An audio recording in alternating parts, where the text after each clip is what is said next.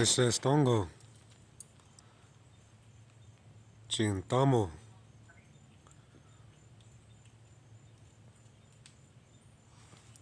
That is the greeting. It says tongo. Hello, how are you? In Muskogee dialect. In Chintamo, that's greeting hello in the Hichiri dialect of the language group Muskogee. The Choctaws and the Chickasaws, the Chata, Chickisha also spoke this language group Muskogean.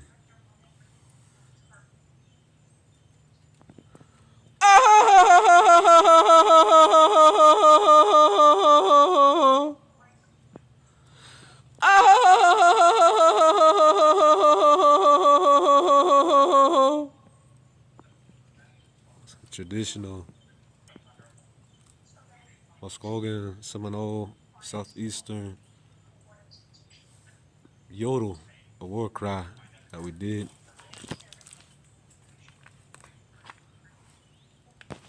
Letting my ancestors know that I'm here. I'm at the Letchworth-Love Mounds there in Monticello, or Monticello, Florida. However we spell it, it's a Spanish word, I believe. But here's an ancient site of my ancestors. I believe the Appalachia. This would have been a village, town. The sacred spirit and energies around. I hear Oba, owl speaking. Let us commence. The trees that are situated around are various oaks, red oaks, live oaks, water oaks,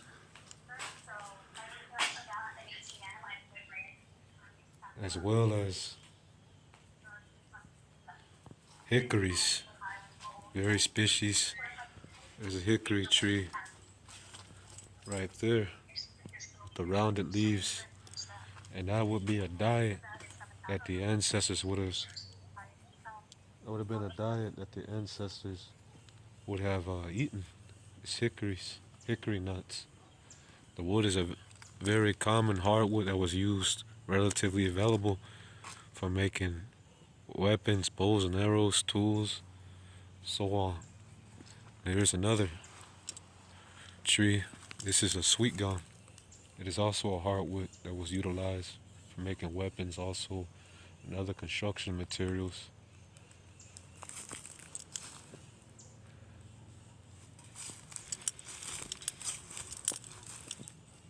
If you listen, you could hear the owls speaking. Owls are renowned to Mississippian and Southeast indigenous culture.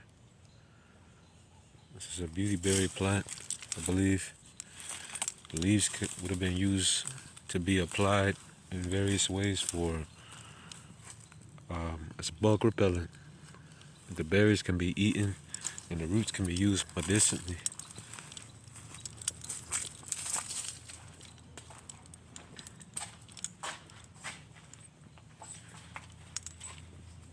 The ancestors used Mississippian indigenous people. They used the baskets to transport the earth in creating the mounds. This description says, millions of baskets. American Indians used baskets to transport the soil needed to build the mounds. If each basket weighed 20 pounds like this one, it might have taken 14 million trips to construct the Great Mound. This immature, this depiction of the ancestors, the indigenous people of the land of Florida, what is known as Florida, bringing in wild animals, fish, and reptiles for food. Probably would have been alligators and other type of animals as far as reptiles goes, and various of fresh and saltwater fish. This is the basket weave pattern. There's a little brother or a little sister right there. There we go. I had to fix the brightness. Sorry about that. Yeah, it's a tree frog. Looks like he's asleep. They're really dormant during the day, but once it starts to get dark, which is it's doing now, is at around 7 o'clock, they become active and you can hear them croak. They're not really an aquatic frog that swim like a bull or a leopard frog, but they climb trees. They still need to stay moist. And these are the basket weave patterns. I was done to construct the baskets that the woman created and used for transporting and using various things.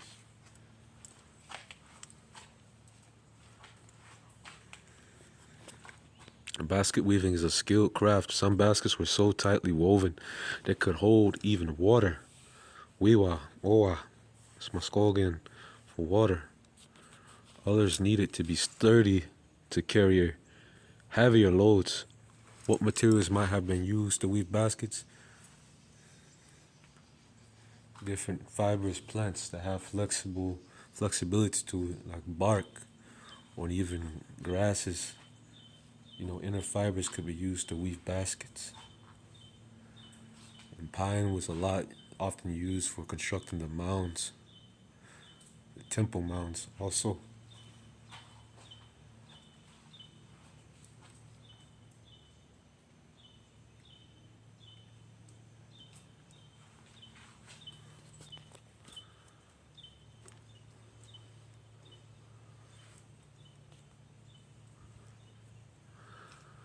This would have been Amico, or which means chief in Muskogean language, or could have been a shaman, a medicine man. I believe it is Yahola, if I'm mistaken.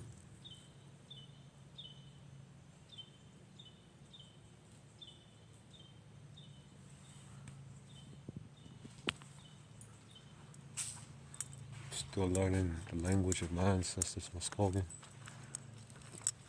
This would have been the village area, this open area, even to the beginning of the park.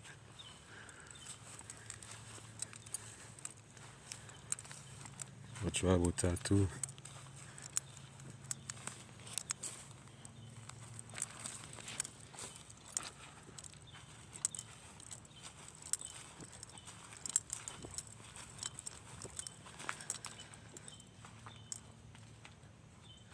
There's so much history here in the southeast of the Americas that so many people do not know of, which this land that we call Turtle Island. This whole great continent, we named it Turtle Island. So many sacred places and also historical places as well. Like Lake Jackson Mounds, which is, I believe, further west of here. Mission San Luis. It was an Appalachian indigenous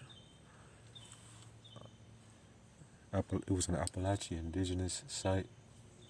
Some Appalachian ancestors.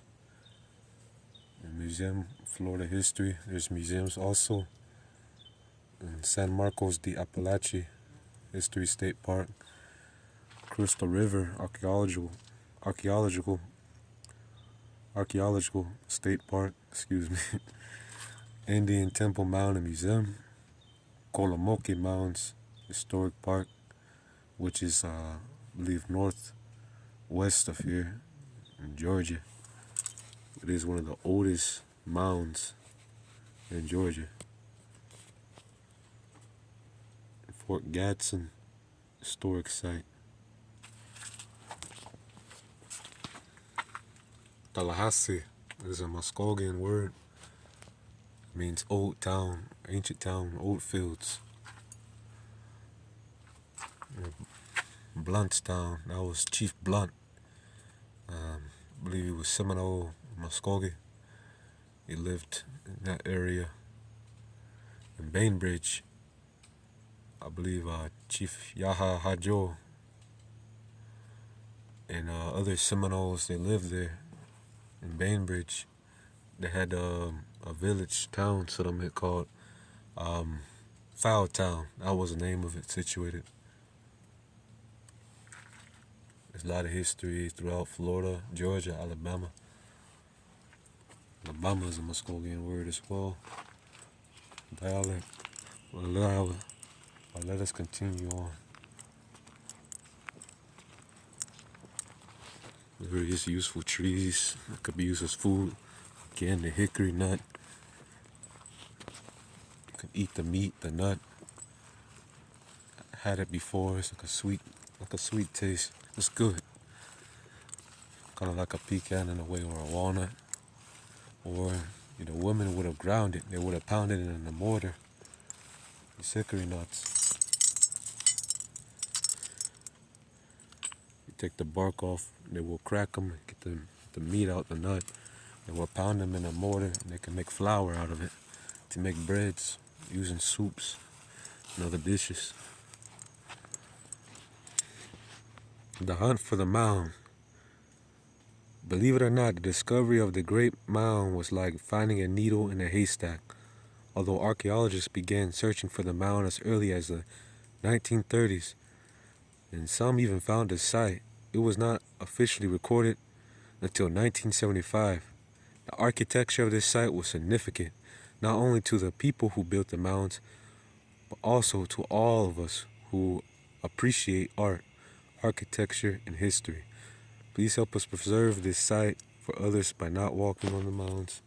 Of course, you will want to show respect to the mound and, of course, to the people who built the mound. It is history that they left behind, my ancestors. It is a sacred site. And also, you wouldn't